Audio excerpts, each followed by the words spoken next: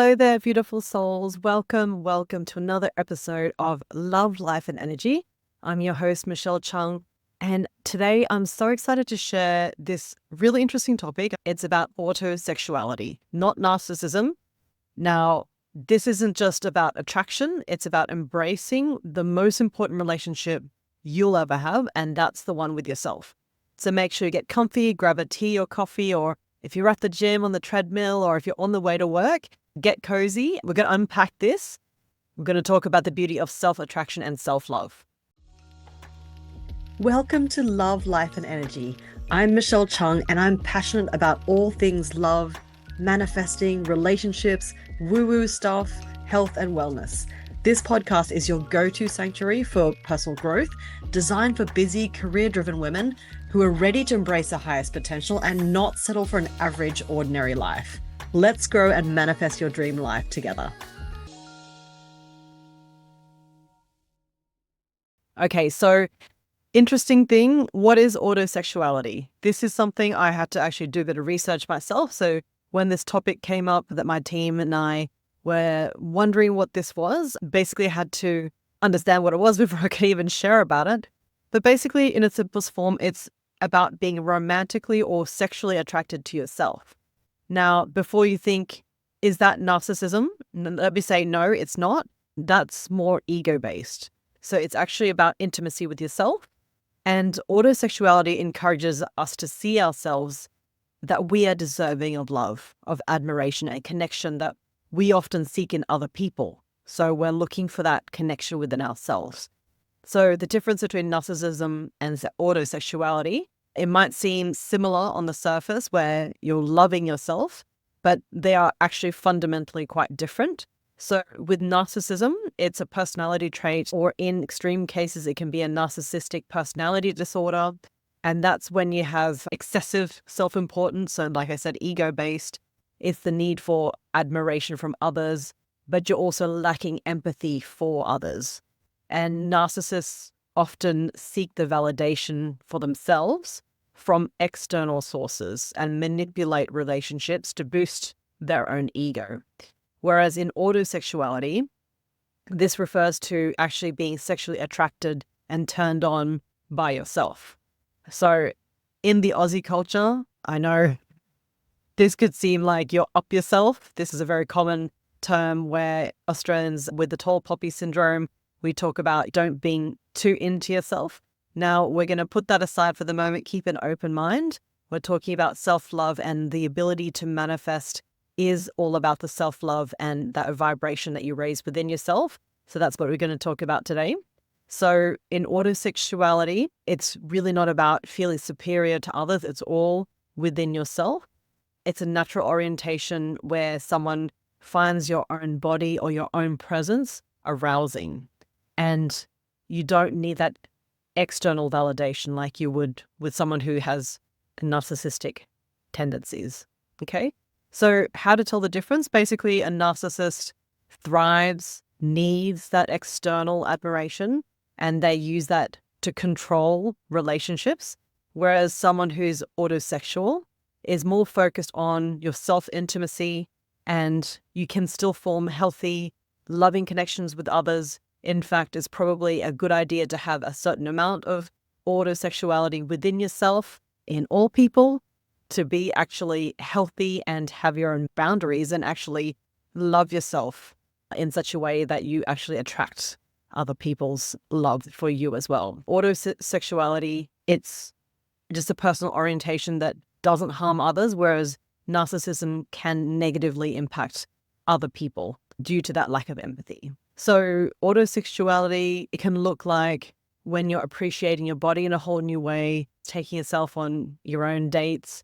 I know if you're single, you probably do this a lot already in way of self-love, and where you're feeling genuinely excited about your own presence. So this kind of self-connection, it's not just about taking bubble baths and affirmations for yourself. It's actually seeing yourself as whole and worthy and having a whole different set of beliefs and not just doing things like the pampering things on the outside, but it's actually that feeling towards yourself of true self-love. So why does this matter when we're manifesting, or how does this improve our life?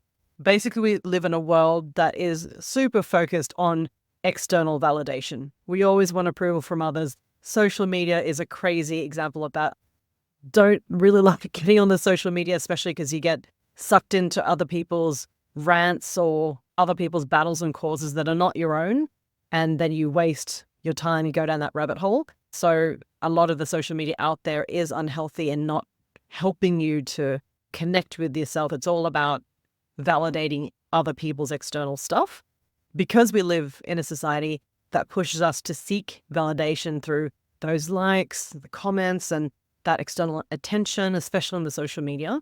But auto-sexuality actually flips the script and makes us ask ourselves, what happens when we turn that love inwards?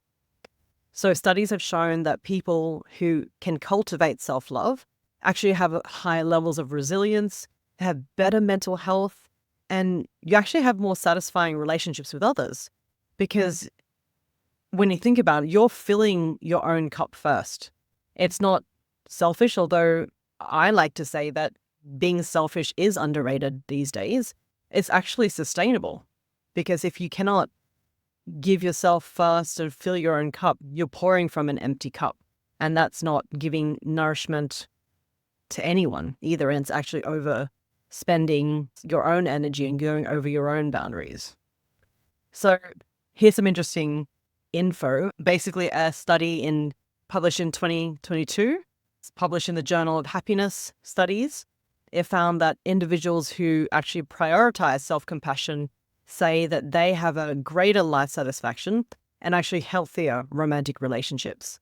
So, like they say, if you can't love yourself, how the heck can anyone love you? So, loving yourself, working on yourself, feeling that connection with yourself first is so important. So now, how does this tie into manifesting, into creating the life and love and relationships that you deserve? You might be wondering, then how does autosexuality relate to finding a soulmate? Here's the truth. The energy you put out is the energy you attract. When you're deeply in love with yourself and not in an egoic kind of way, as the Aussies would say, being into yourself or being up yourself, you're radiating confidence. You're joyful and you're complete. You're interdependent. You're able to attract those interdependent types of relationships. You're no longer seeking someone who's going to complete you. Like I used to say in my webinars, when you're looking for your other half, the Spanish call your other half your media naranja, the other half of the orange.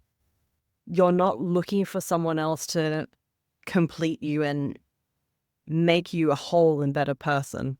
So autosexuality actually helps you to invite somebody who's complementing your wholeness, your completeness, your joyfulness as you already are.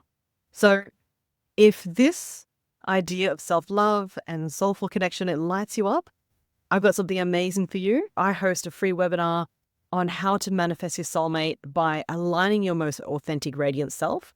And you're going to learn how to shift your energy. You're going to clear your blocks, and you get to call in and manifest that love, your soulmate that you deserve.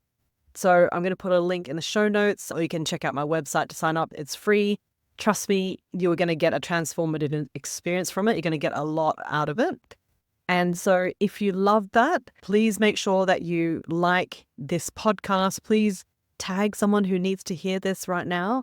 Share it with your women friends who are beautiful and need to hear something like this and are looking for their soulmate or looking to improve their lives. I'd love to also connect with you. Make sure you check me out on my Instagram at Michelle Chung Coach, and send me some questions if there's anything you'd like me to talk about. I'm always looking for amazing, interesting new topics to brighten the world and increase my knowledge as well. So until next time, make sure you keep shining, keep loving, keep living your most radiant, amazing life. And I'll see you next time.